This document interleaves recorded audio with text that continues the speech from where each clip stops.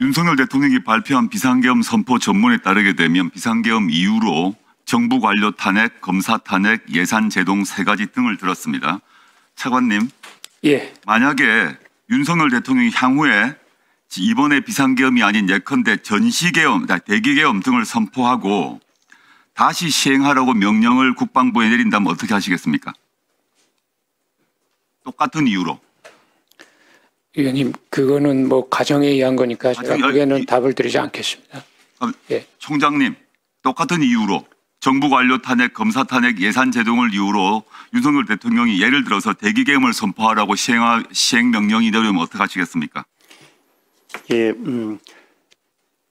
그 관련된 데서 생각을 안 해봤는데 그러한 참담이 다시 벌어지지 않아야 될 것 같고 그 과정에 검토하는 과정에서 그 절차가 분명한지 여부를 잘 따져서 수명할 것 같습니다. 알겠습니다. 지금 윤석열 대통령, 김영현 장관, 이상민 장관 등은 민간인이기 때문에 내란 혐의가 있어서 국수본에 고발 조치되었고 지금 수사가 진행되었습니다. 그런데 지금 우리 박인수 총장님을 포함한 707 단장 등 현역 군인들은 군사 반란 혐의가 있기 때문에 국수본 조사 대상이 아닙니다. 군 검찰에서 해야 되는 상황이죠. 지금 과거 전두환 노태우 그 수사 및 재판을 보게 되면 내란 및 군사 반란으로 두 혐의가 동시에 진행되어 가지고 나중에 최종적으로 각각 무기 17년을 받았습니다. 차관님. 예. 지금 상황에서 지금 국방부를 책임지고 계신데 이 군사 반란 관련자들을 모두 이병으로 강등시키고 강제 전역을 하고 민간인 신분으로 수사를 받게 하거나 아니면 현재 군 경찰, 군 검찰에서 수사를 하도록 지시하실 생각 없으십니까? 의원님, 그 관련된 것에 대한 법적인 판단과 정의가 지금 현재 저희 입장에서 그것이 정확하게 군사반란 내란죄라고 규정이 되지 않은 상황인 것은 이해를 해 주십시오. 그러나 그러한 것에 대한 인식과 우려들이 지금 나오고 있는 것은 알고 있습니다. 네, 그 우려를 알고 계신데요. 지금 현재 대부분의 법률가는 이 비상계엄이 위헌이고 위법이라고 되어 있기 때문에 판단하고 다 얘기를 하고 있습니다. 심지어 조선중앙동항 사설도 똑같이 마찬가지입니다. 그러면 지금 고발된 사람 말고 현직 군인 중 예컨대 지금 국회의원 체포 임무를 부여받고 들어왔던 707, 1공수 같은 경우 그 각각의 단장들 같은 경우는 법적 책임을 질 가능성이 매우 높습니다. 그런데 이 자신이 군사 반란으로 조사를 받고 기소될 가능성이 매우 높은 장군들이 여전히 707 특임단을 이끌고 여전히 1공수 특전 여단을 이끌고 그 외에도 지금 13특임 여단, 3호 특임 대대, 9사단 다 동원됐거든요. 이번에 지시 명령을 받고 동원된 계엄군의 지도급 장군들 어떻게 하시겠습니까? 혐의가 아직 확정되지 않았기 때문에 아무 조치도 안 할 것입니까? 지금 현재 관련된 것들이 이제 뭐 저희 공수처, 검찰, 국수본 이런 쪽에 관련된 내용이 고발이 돼 있고 거기서 진행을 하는 것으로 알고 있습니다. 그 조사와 끝날 때까지 이분들에게 여전히 특임단, 공수, 특전단 임무를 맡기실 거냐는 거죠. 그 수사가 끝날 때까지.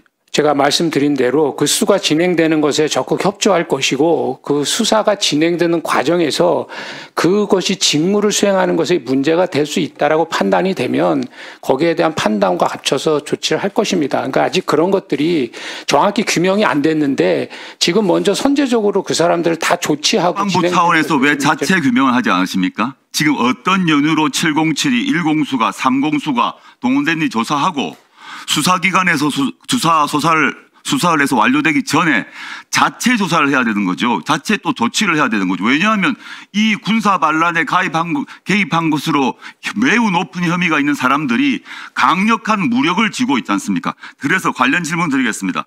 총장, 지난 3일 비상계엄 선포 후에 전국에 지구계엄사령부 또는 지역계엄사령부가 설치된 적이 있습니까? 예, 설치됐습니다. 21사단 위치된 양구에 설치되었습니까? 예, 설치될 걸로 생각됩니다. 보고받지는 않았지만 지역계엄 설치되게 되어 있습니다. 된 것 같습니까? 네, 네. 그런데 언제 설치된지 확인해 주십시오. 예. 계엄사령관이 임명된 것은 3일 밤 11시 25분경이었습니다. 맞죠? 예, 25분 30분 사이. 예, 예.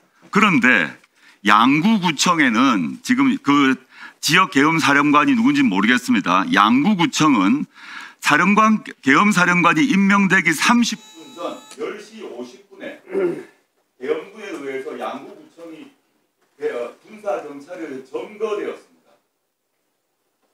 그건 강원 도민들 구성에서 확인되었습니다. 중앙문을 안 났지만 사령관께서 임명되기 전 30분 전에 군사 경찰이 양구군청에 진입을 해서 점거를 했어요. 누가 했습니까?